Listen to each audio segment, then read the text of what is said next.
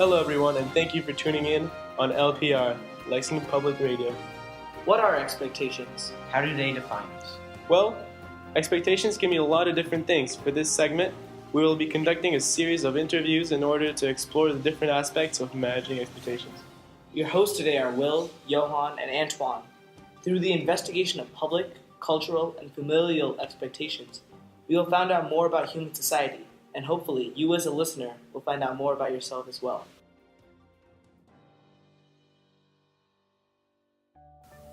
Alright, so first up we have Will on public expectations.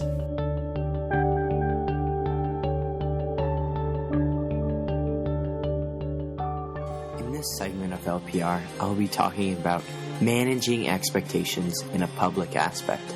Public opinions, media, and stereotypes are in today's society heavily shaping who we are without us even knowing it most of the time. Today I'll be interviewing an LHS student and a parent, exploring their thoughts on how much the public really plays a role in shaping a person's character. When was the last time someone you barely knew, or even didn't even know, showed their view towards you or another topic with a look, glance, style, personality that influenced your mindset? Even with media, have you been watching TV or listening in a car with some sort of media-related station such as 7 o'clock news or Kiss 108? And the host was talking about a current event or something in their life that their thought process has changed, and they give that thought out to the public, which has changed the public's view. Has that ever happened to you before? Have you ever thought of why this happens? Of why you care so much about opinions people you've never even known about? Well, these answers will come in this segment of managing public expectations. I'm your host again, Will Muter, and you're listening to LPR.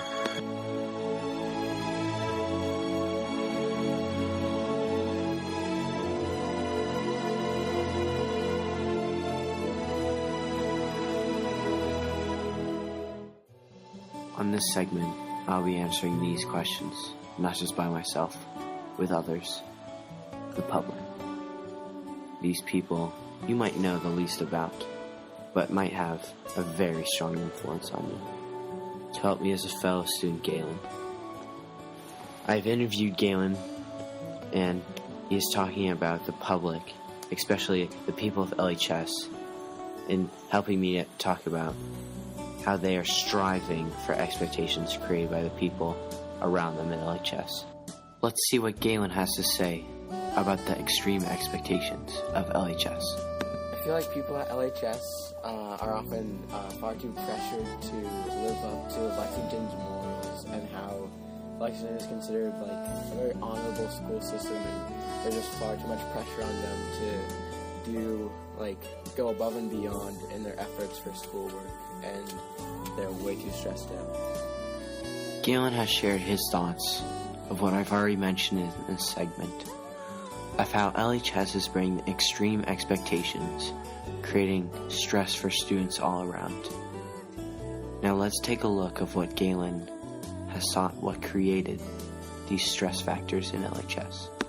I think teachers play a huge part in the role of pressuring students to do well in their schoolwork, and also between friend groups, I feel like students are competing with one another grade-wise, and they push each other maybe too hard to stay up all night studying just so they can get a better grade on the test than the person sitting next to them in the classroom.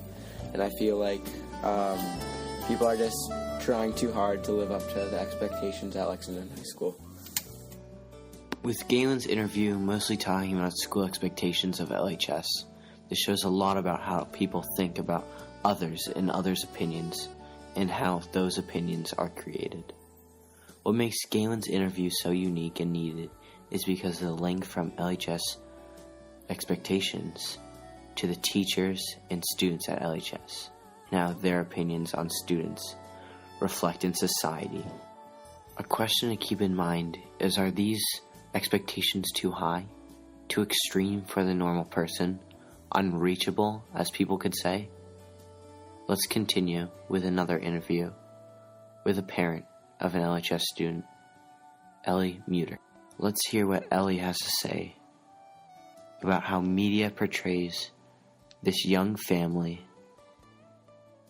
with children 12 years old already going to college.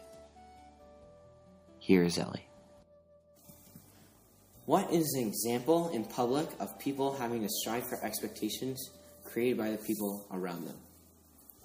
Recently, I read an article about a family who has 10 children, and 7 of them are already enrolled in college, or have been enrolled in college. I think several of them have graduated already. Yes, they've been enrolled in college by the age of 12, which I think that is beyond the expectations of the normal child. Also, this family has been promoted on TV. I saw that they were on the Today Show on a website, and they were in Parade magazine, and I imagine they're in other websites as well. But they've been promoted as being exemplary of what a good child should be, and I don't believe that is a good example of natural growth. Ellie talks about the norm and how media shows what should be expected by a normal child and how they should be striving for the highest extent, even if it is insane, extreme expectations. Well, are these real expectations that should be considered by normal students and parents? These questions I want you to keep in your mind, and this is what you can get out of today's interviews in my segment in public, Managing Expectations. Thank you again for listening to LPR. I'm one of your hosts, Will Muter.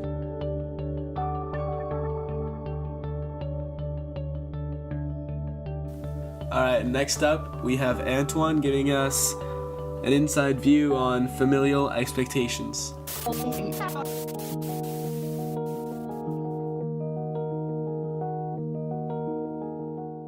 When was the last time you were asked to go to your room and study? When was the last time you got home with the report card in your hand and asked yourself if you should show it to your parents? When was the last time you hesitated on telling your friend your grade, fearing that they had a much better or much worse grade than you?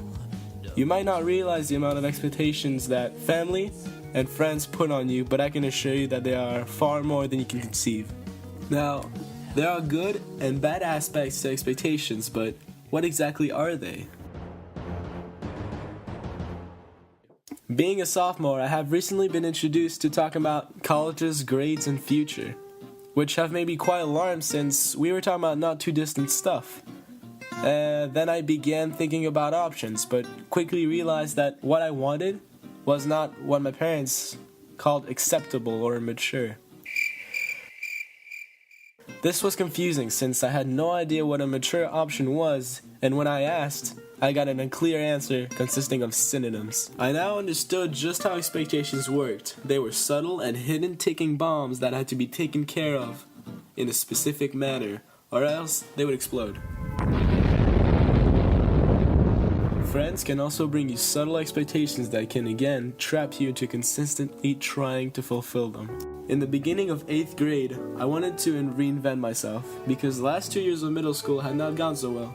I wanted to change my friend group because that was one of the first things a person would judge about someone. To be frank, I did not really like them in the first place. They were not especially funny or fun to hang out with. They were the only friends I had though.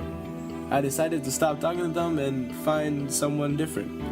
I went to my different classes and met a lot of people, thinking that I would find a friend. I found myself going through a checklist in my mind, as if I was conducting an interview. Who was he hanging out with? Was he funny? Was he smart enough so that I could occasionally use his aid for homework and tests? I saw myself putting expectations on potential friends even before considering them as classmates. I was so caught up with trying to find the perfect friend that I was neglecting to be even a tiny bit social. Like a lot of my friends, I myself have loads of expectations that I have to put in consideration whenever I make important decisions. Expectations are very different from responsibilities, and in my opinion, teens have far more expectations than adults or kids because adults have already focused on their pasts and do not have to suffer constant reminders of expectations. Who in your life puts the most expectations on you? Well, I guess that'd be my parents. What specific expectation do you think is the most overwhelming? Probably to get good grades. My parents really put a lot of pressure on me to get good grades in school. This was one of my good friends, Alex, and I asked more students in a more casual way, and most said the same thing. Their parents were putting the most expectations on them, and were also responsible for putting the most overwhelming. I had seen it coming since a teen spends so much of his time with their parent, and even though they don't want to acknowledge it, every child wants to impress their parents. The most obvious expectation is about something I have mentioned, school. But parents also give what I call character expectations. Back in my 7th birthday, I had invited my classmates, which was a French tradition. My birthday was going well until we started to play soccer and we got competitive, fast. 5 minutes into the game, and there was a dispute about a tackle that I heard my friend. I went to defend him, but then from behind, the tackler punched me in the ribs, which hurt a lot. Parents were now watching and wanted to wait for my reaction, which was rather disappointing since I just laid on the grass with my eyes filling up. To be honest, the punch didn't even really hurt. I just really wanted one of the parents to come and slap the other guy. What followed surprised me in the worst way possible. My parents got me and brought me back to the house. Looking back at it, I guess my parents wanted me to stand up for myself, to deal with the aggressor on my own. Then began the expectation of dealing with problems on my own. I had realized it as my sobbing self was passing through the door. 2 years later, the prick was still the same old bully that no one wanted to do anything about. I knew I wanted to get back at him since that expectation had been boiling for a while now. I just had to wait for the right time, which came when he got into a verbal fight with my best friend. I knew what had to be done. I lifted my arm and punched him right in the ribcage, which I knew was one of the most hurtful places to be hit. I had researched it. What followed was a trip to the principal and a talk to my parents, which I did not really care about, since I had finally fulfilled the expectation. The hatred for that bully had been in my head for what seemed an eternity. When I got back to the house that day, my father mumbled to me he had it coming. I was the proudest little man ever, because I could see I had pleased my father. I stood up for my problem, not needing the help of anybody. I must admit, I have mostly only talked about the bad aspects of expectations, which brings me to my next point, which I've brought up earlier, which is that every expectation have a helpful side and a harmful side. In the college story, I was stressed, but I also learned more about expectations. In the birthday story, the good side was that I stood up for myself and made my dad proud, but the bad side was that I went to violence to achieve my goal. In the friend expectation story, I was trying to find the perfect friend, but I was in resolve being antisocial. Expectations are meant to guide you to your goals, to push you to great achievements. They're not meant to stress you out, yet they do, in the worst possible way. I hope this short segment has enlightened you a bit about the two very different sides of expectations regarding friends, education, and family.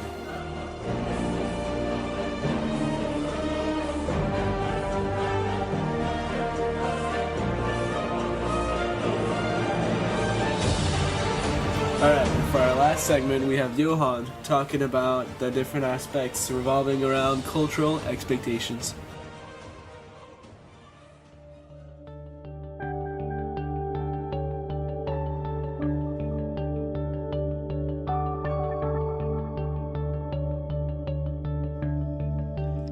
Many people struggle with expectations put onto them by their cultural background, community, as well as athletics. Cultural expectations exist in all cultures, and even though some are more distinguishable and pronounced, they all play a role in shaping an individual's character.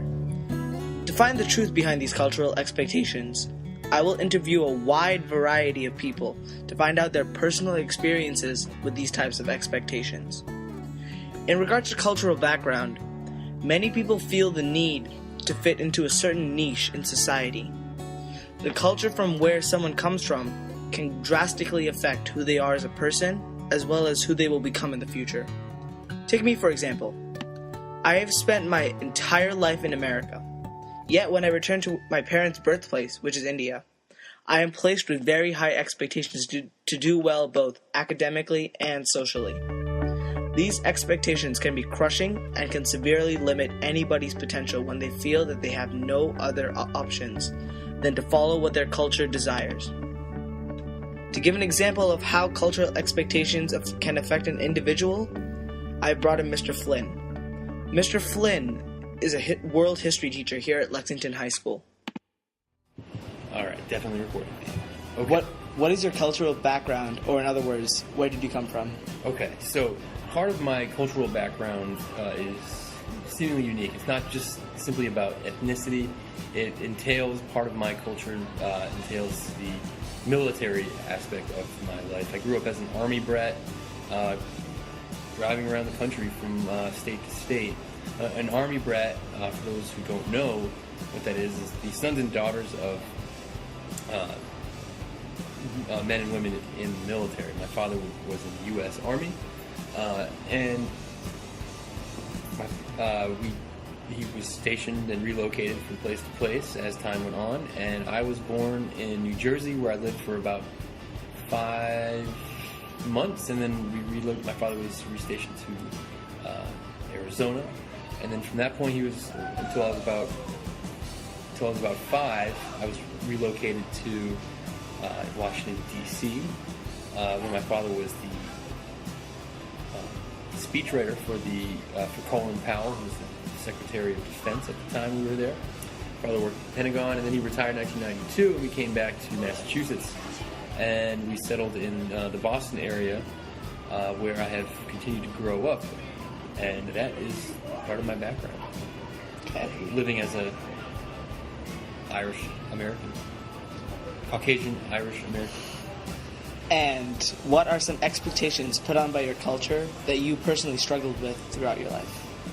Okay, so in terms... Surrounding communities can build expectations in a person as well. The type of people an individual surrounds themselves with shapes who they are and who they will be in the future. The friends one makes and the clubs and organizations an individual joins becomes a part of their identity, and this can create large expectations. And even though the culture of our school at Lexington is very academic, many other communities in our country do not share that same type of culture. Much of America uses their resources to develop other aspects of society, such as athletics. Athletics plays a large role in American society. Children all over America wake up to year-round sports, including football in the fall, basketball in the winter, baseball in the spring, and even soccer in the summer. This all-around dedication to athletics has its advantages and downfalls. The United States consistently is among the leaders in many major sports, and especially in the Olympics.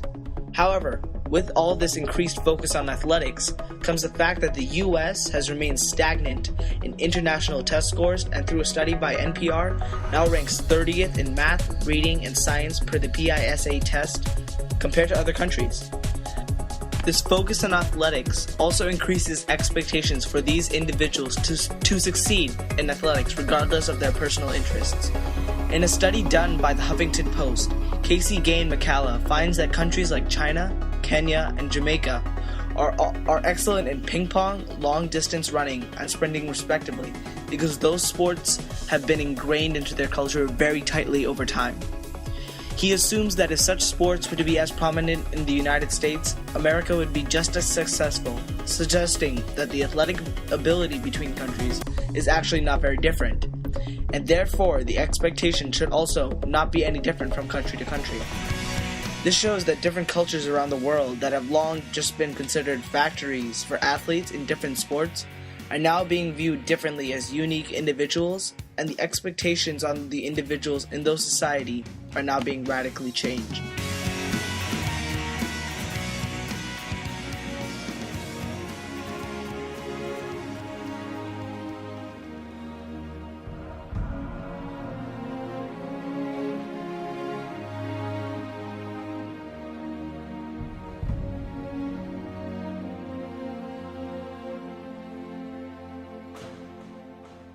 here on LPR. Let's recap what we learned today. By looking at how we actually think in a public aspect by using LHS, we have found a lot of our influences in our decisions come from people that we are not particularly familiar with.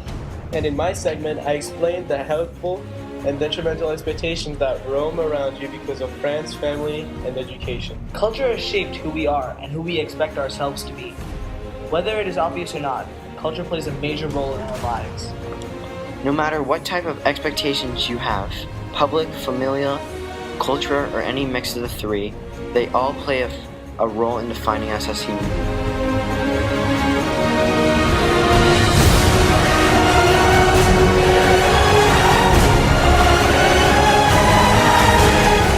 This was LPR Radio, and thank you for your undivided attention.